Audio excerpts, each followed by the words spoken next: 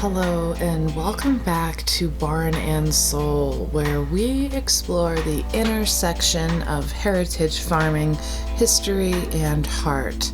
I'm Kendall, and today we're slowing down for a moment to talk about something that will often get overlooked in modern conversations around farming: the invisible work of farm animals.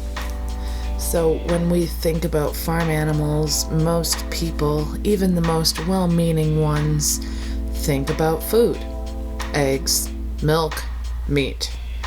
But that's only a piece of the story. Historically, farm animals were never just a food source. They were our partners in survival. They gave us labor, warmth, wealth, and even emotional connection. So today, let's give them their due, shall we? Let's look at all the other ways farm animals have supported humanity across time and why that legacy matters just as much now as it ever did. As always, here are a few quick fast facts to get the stage set for today's episode. Wool was once so valuable, Roman soldiers were partly paid in it, and in some regions it was even used as a form of tax. The word capital comes from the Latin caput, meaning head, as in head of livestock. One pair of oxen can pull up to 8,000 pounds depending on conditions. That is more than some pickup trucks. In ancient China, chickens were first domesticated not for food but for religious and symbolic purposes. And lastly, a 2021 NIH study showed that interacting with farm animals can lower cortisol levels by up to 28%. These facts are just the surface. Let's dig into the soul and history behind them.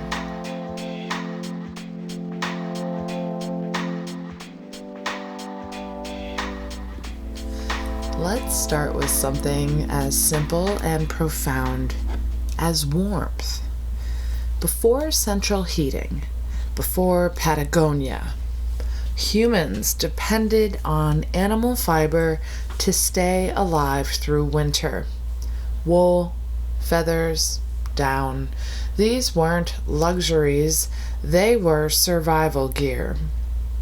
Sheep, goats, alpacas, rabbits, they all provided fiber for clothing, blankets, and insulation. The Shetland sheep, which we have here at Dalby, produces a very fine, warm fleece that helped generations of Scottish Islanders survive harsh, windy winters, and they did it without chemical processing or mass production. Wool is naturally insulating, moisture wicking, and fire resistant. It even biodegrades without polluting the environment. Today, we might overlook wool in favor of synthetic materials, but for thousands of years, it was a cornerstone of human comfort and durability. And beyond wool, consider the Angora rabbit or the Cashmere goat, both known for their incredibly soft, luxurious fiber. Even chickens contributed. Their feathers were often stuffed into mattresses, quilts, and jackets. These animals quite literally carried us through the cold. They warmed bodies, not just bellies.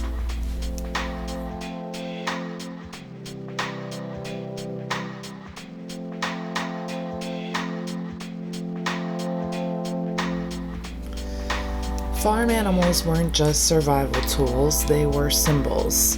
throughout history, livestock held enormous social and economic value. In many early societies, wealth wasn't just counted in coins or at all, it was counted in cattle. The very word capital derives from the Latin word caput, meaning head, as in head of cattle.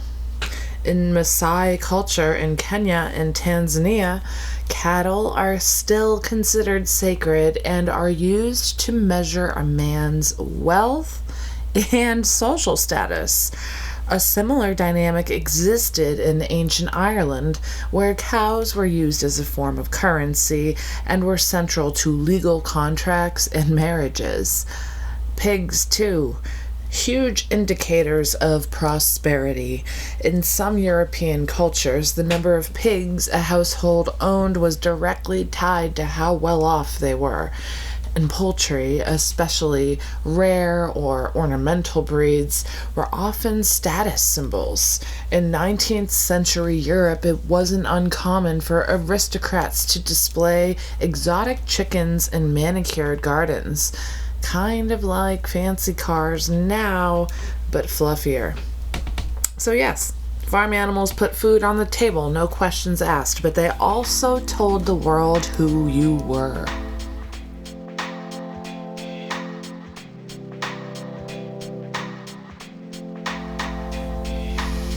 Before fossil fuels, there was muscle, and that muscle came on 4 legs. Oxen, horses, donkeys, and mules powered entire economies. They pulled plows through fields, hauled logs out of forests, delivered goods across great distances. Without them, agriculture as we know it wouldn't have developed. Let's talk about oxen for a sec. A single pair of oxen can pull up to 1.5 times their body weight. So in the 1800s, oxen were so essential that homesteaders on the Oregon Trail would sometimes trade their few possessions just to get a team. Horses were not just for riding. They powered mills and carried the postal service. Donkeys and mules were prized for their resilience, especially in the mountainous or arid regions. Even smaller animals helped. In Southeast Asia, water buffalo have been plowing rice paddles for over 5,000 years. That's generational labor. No matter which way you look at it, farm animals yet again show us that they weren't here just to provide food, but they helped us build full-on civilizations.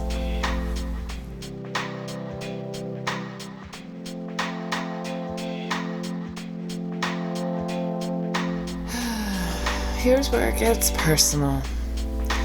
Animals on the farm, at least for me and my family, they are more than tools or food sources. They're companions.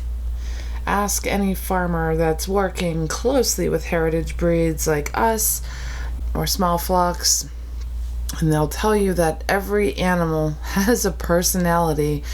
Some are shy, some are bossy, some follow you like a dog. Some are emotionally exhausting, but worth every second. They become family. Now, historically, this bond wasn't uncommon. Children often grew up alongside animals they named, fed, and cared for. And in many cases, they too mourned them like my family mourns our pets today.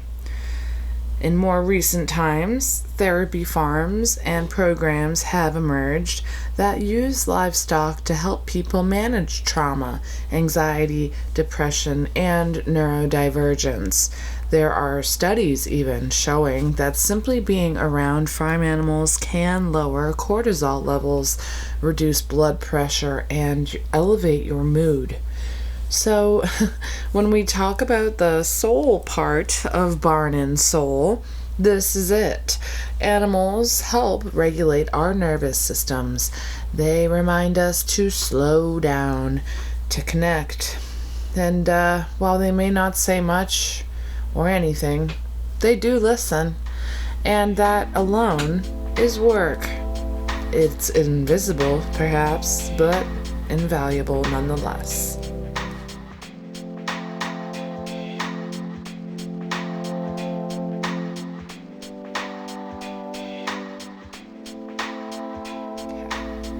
So, we've talked about the physical labor, emotional labor, the cultural capital farm animals have offered us. Is there something even more that they've done? Perhaps something more subtle. Ah, yes, time. They've helped us mark time. And they've taught us how to live within natural rhythms. Really, think about it. Think about it. Before alarm clocks and digital reminders, wasn't it the rooster's crow that woke people up? Birds in general, you could argue, but especially that loud crow. The milking schedule that structured the day. The migratory patterns of geese that signaled the seasons. These animals were arguably our first timekeepers. Farmers used to live in sync with their animals' needs, not the other way around. And while that may sound inconvenient to so many now, there's something truly powerful and deeply grounding in that. Animals nudged us towards balance. Goats and sheep, for example, have very specific seasonal breeding cycles. That dictated everything from when to prepare for winter to when communities would come together for shared work like shearing or lambing. These weren't just chores, they were rituals, a way of marking community time. You know, even today at Dalby Farm, we find ourselves guided not always by a planner, but by the goat's belly or the sound of the pigs screaming for breakfast or the, shift in the texture of the fur and wool that tells us winter is on the way. It's true, you can see it. In a world that's increasingly disconnected from natural cycles, farm animals remind us of something we have almost forgotten. There is a rhythm worth remembering. There's value in showing up when the animals need us, not just when it's convenient. And in their quiet, persistent way, farm animals keep teaching us how to be patient, how to listen, how to be present. That kind of work will never show up in a ledger, but it is real and it does change us.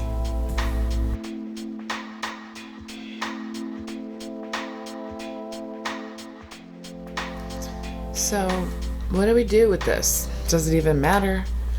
I think it does. We should remember that the value of a farm animal isn't just what ends up on a plate. Good Lord. We remember that wool is warmth, that oxen were engines, that goats were guardians of lineage and status. We remember that some animals carried not just loads, but us through grief, change, time. And maybe we honor that by preserving these rare heritage breeds. Maybe we do buy fiber from small farms. Maybe we will teach our kids to name the sheep, not just the products they give us. Whatever it is, let's just not forget. Farm animals don't just work for us, they walk with us. So until next time, take care.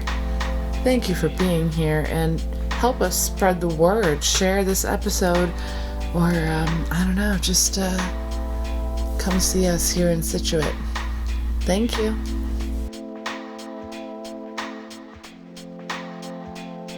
If you enjoyed this episode, please share, leave a comment, maybe a question I can answer in a future episode. Subscribe to the channel, you know the whole deal. And of course, you can visit dolbyfarm.com. We do ship nationwide. Our country store has something for everybody. So I hope, and please know that all purchases, I believe it's at least 50% of each and every purchase goes directly back to the care and upkeep of this family farm. So we thank you very much. I hope this finds you well, and we'll see you next time.